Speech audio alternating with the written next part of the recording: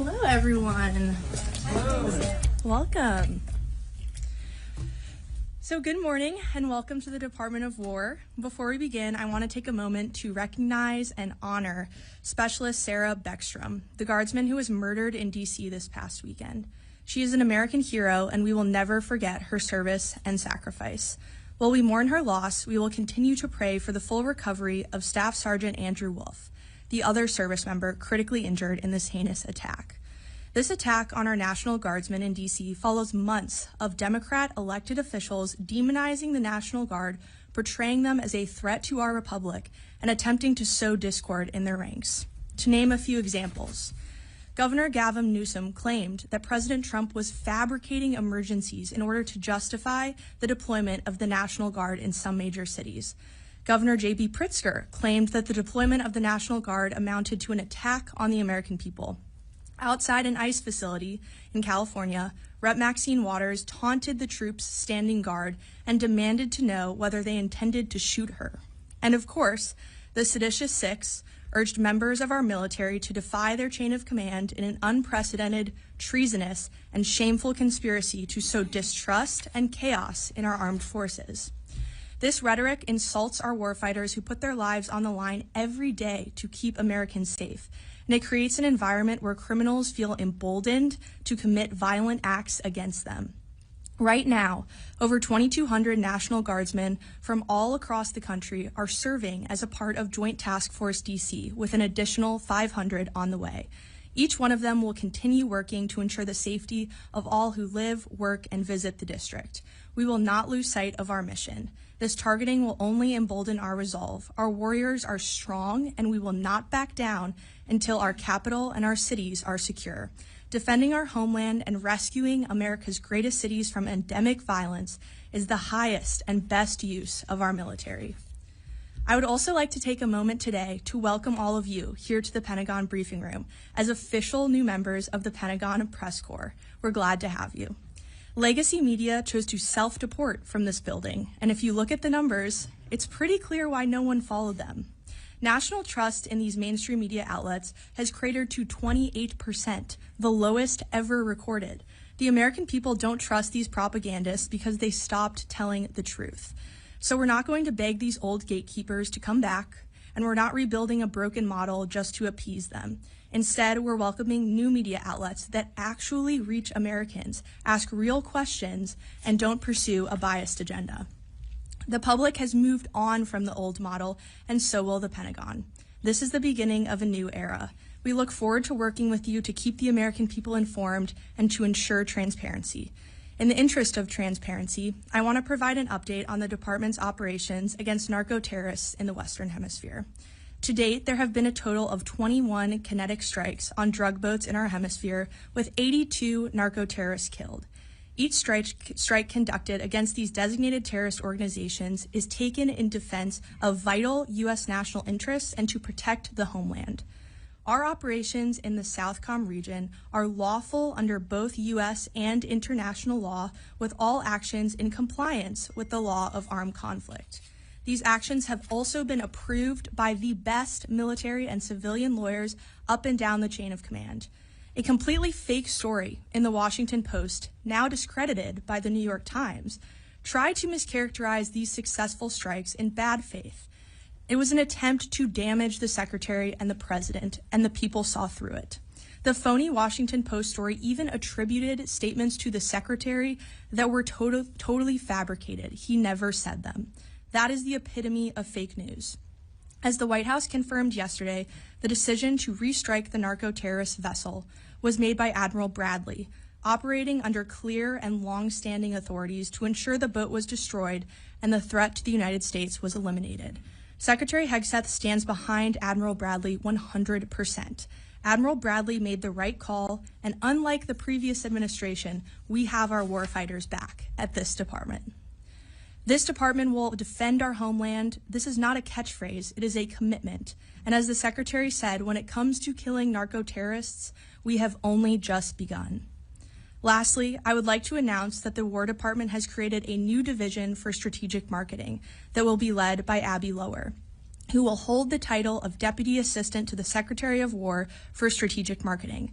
The division will be a new core function within public affairs and will complement our media and strategic engagement teams.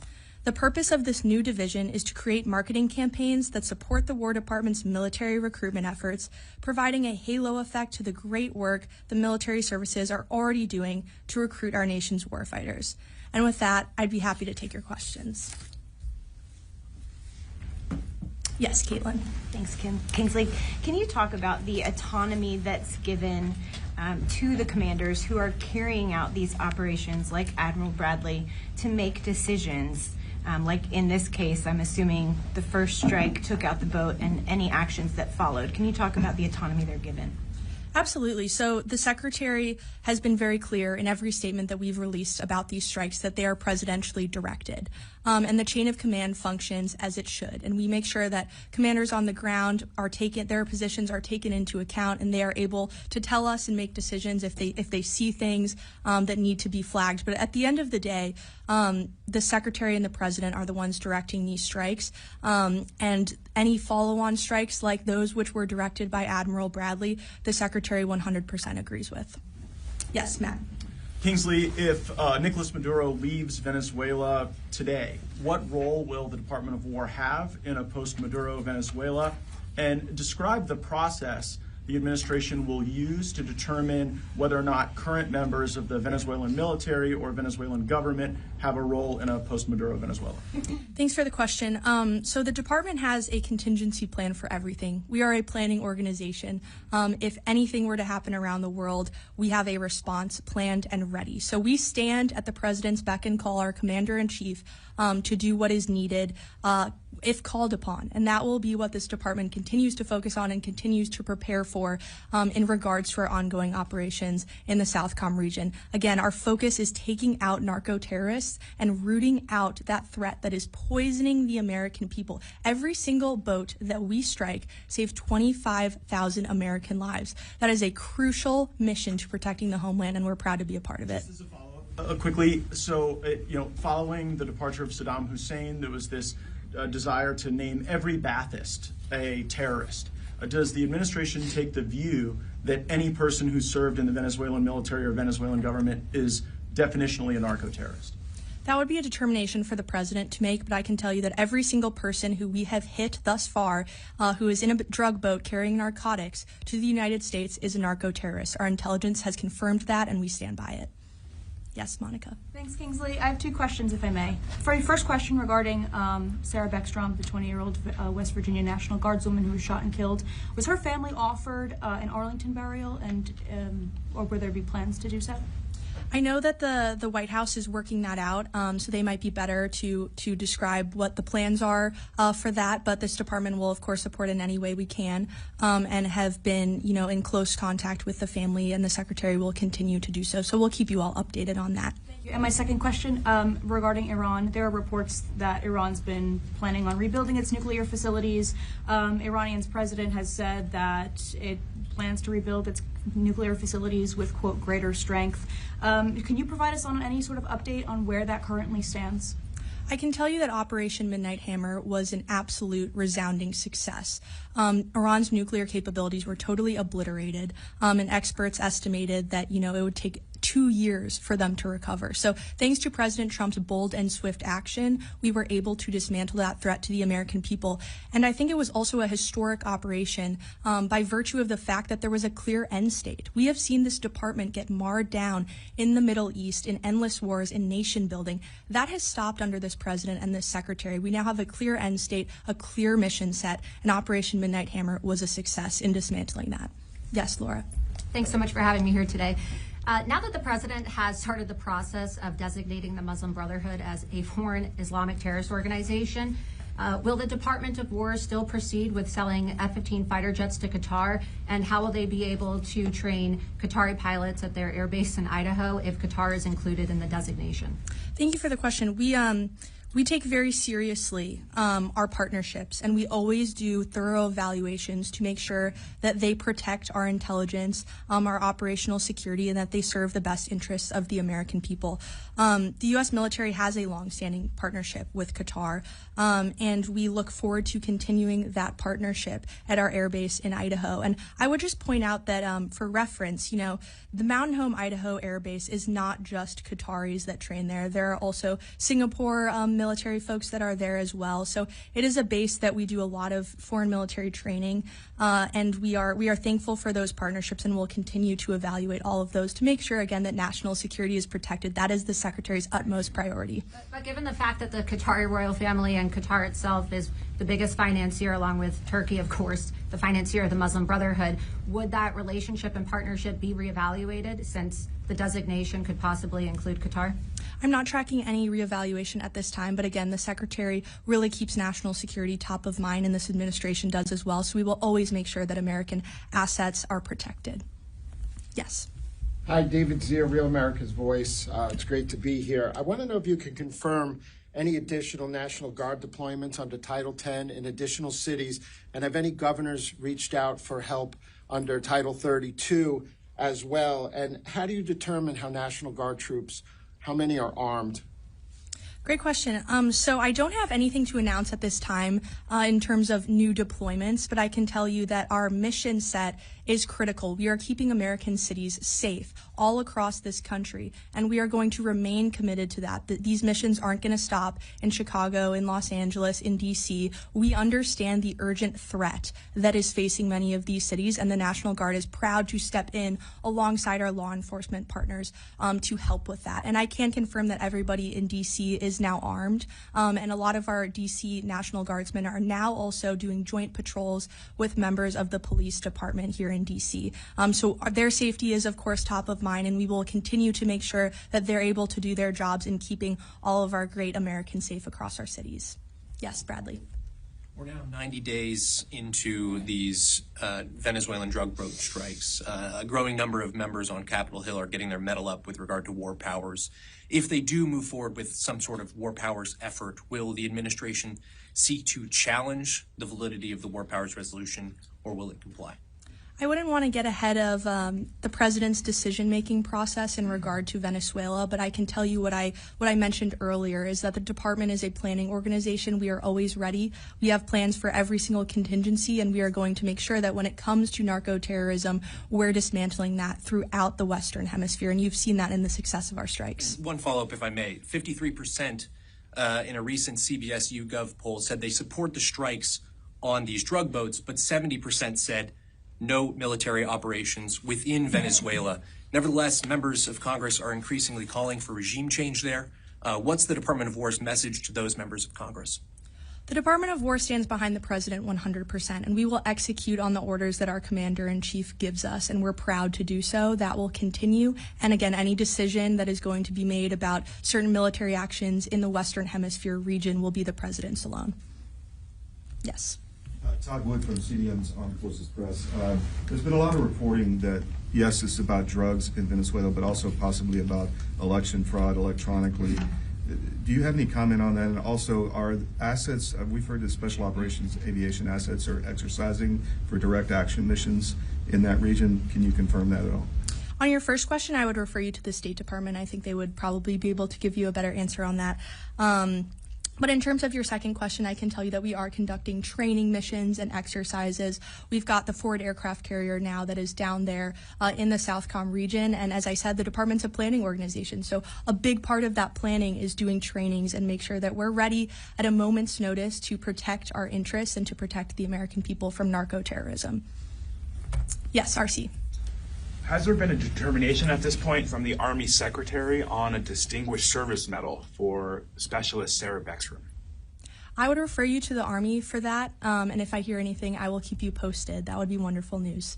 Yes, James. Hi, James O'Keefe. Nicholas Terza, branch chief here at the Pentagon, was caught on a video in the spring stating, quote, "Trump is illegitimate. We're going to resist him, quote, everything he does." We know there are other people like this that work here. My question is, what steps is the Department of War taking to identify and address personnel who are in the self-described resistance movement? Thank you for the question. That's why the work you all do is so important. This is a big building, and we want to make sure that we have the absolute best people working at it to protect Americans every single day. We don't take lightly what every single civilian and military person in this building do every single day. They do a lot of hard work, and we want to make sure that they're up to the task, that they're on board and willing to serve our commander-in-chief, who was elected by the whole of the American people, to serve as our president. And we support him 100% here at the Department of War. That is our mission. That is our chain of command. So personnel is policy. The Secretary has said that many times, and I know you all in this room are aware of that as well. That was really the crux of his speech at Quantico not long ago to the generals. Our people are our most important asset. So we will continue to make sure that our people are consistently putting America first. That's something we care very much about. Yes, Alex. Thanks, Kingsley.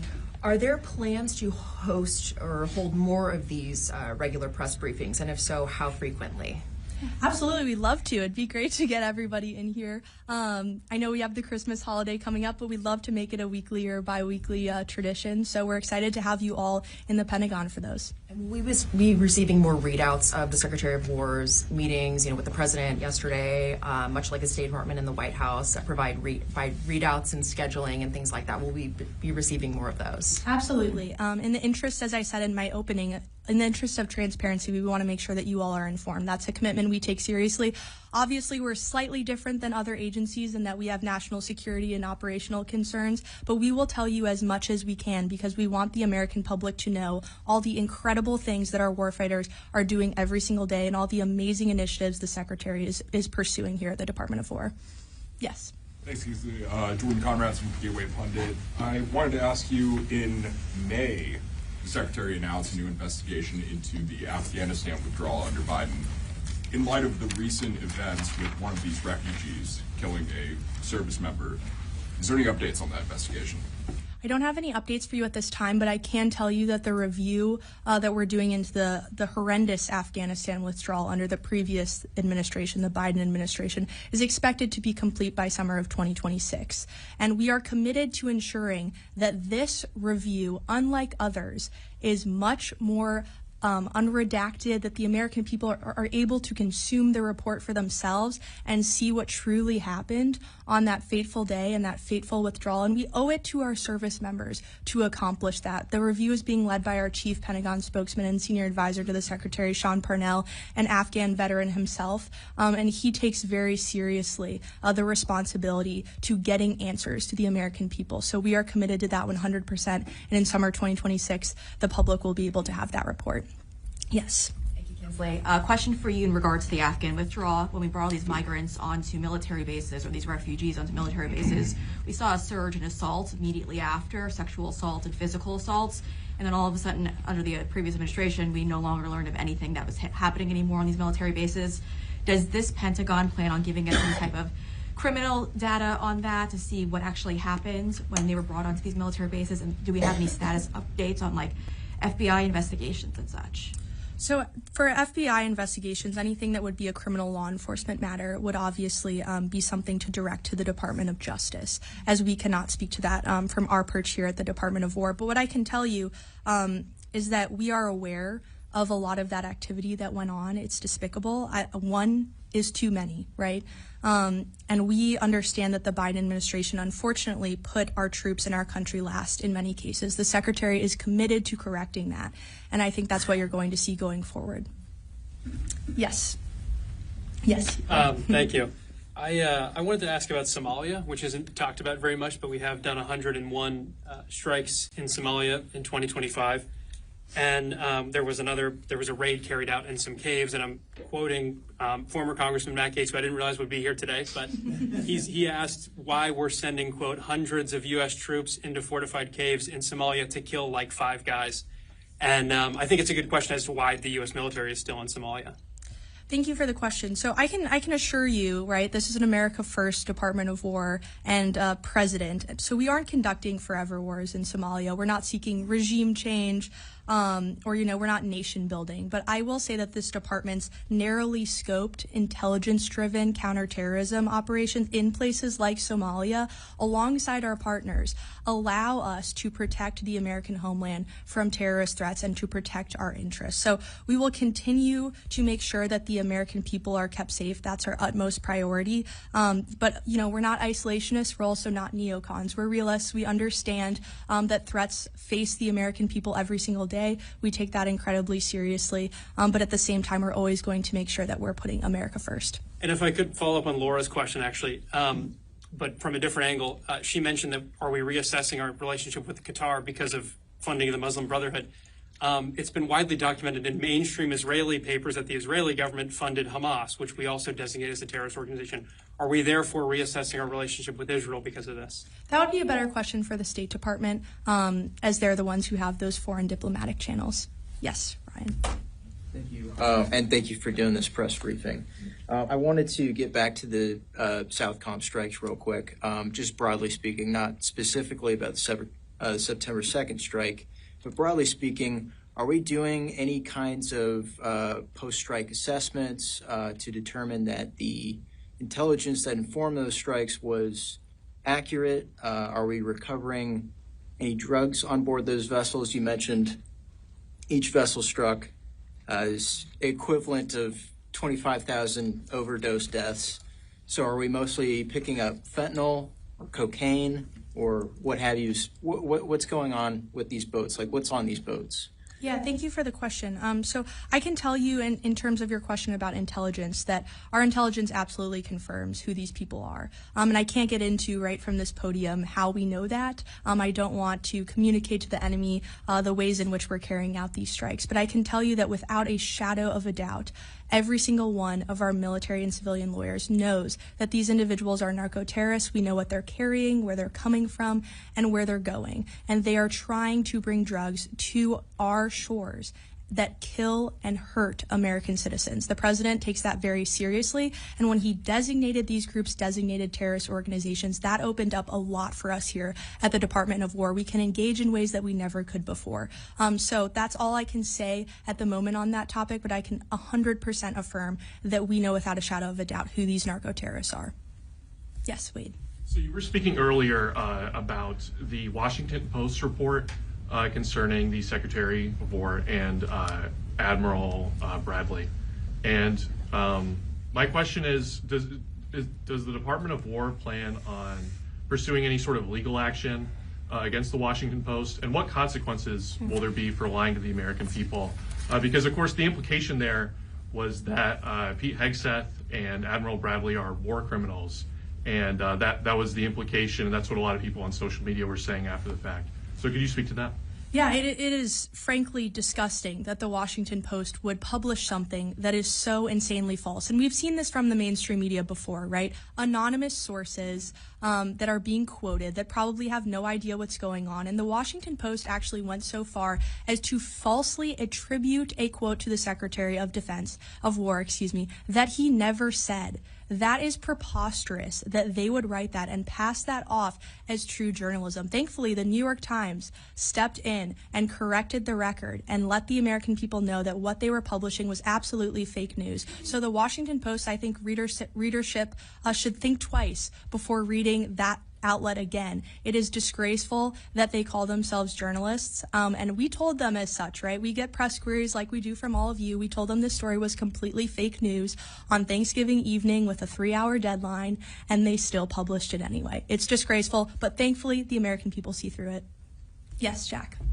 Kingsley, does the Secretary's office or the Pentagon in general, the department, have a message for Senator Wicker, who as a Republican has now backed this inquiry into Secretary Hegseth, again, accusing him of war crimes? It seemed strange to see a Republican going after one of President Trump's own cabinet members.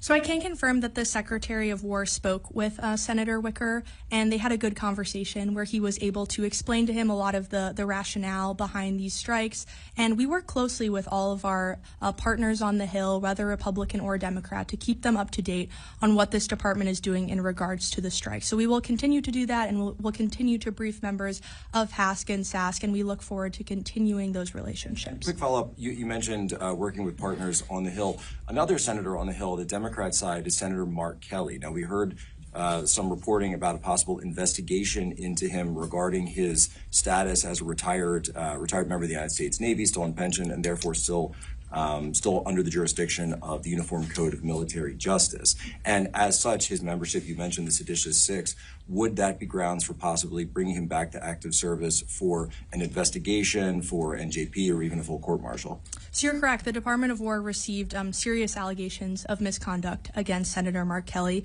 and in accordance with the Uniform Code of Military Justice and other applicable recommendations and regulations, we're doing a thorough review of all of these allegations. And the Secretary of War has tasked the Secretary of the Navy, John Phelan, with doing a thorough review, looking into all of these allegations, and providing him an update on December 10th. So we will have more information to come on that. But I would just add that this despicable video that Mark Kelly participated in with the seditious six was a politically motivated influence operation that was an attempt to undermine the chain of command, to sow distrust and division in our armed forces. That is absolutely ridiculous, and it puts our warfighters at risk.